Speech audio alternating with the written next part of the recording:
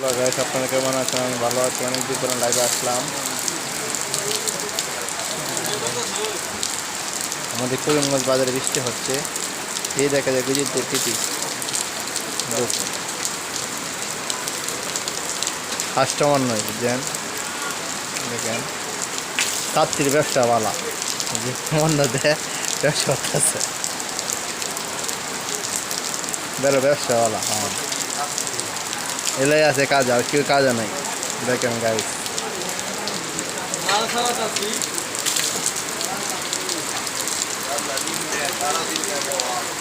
করিমগঞ্জ বাজার Italy market.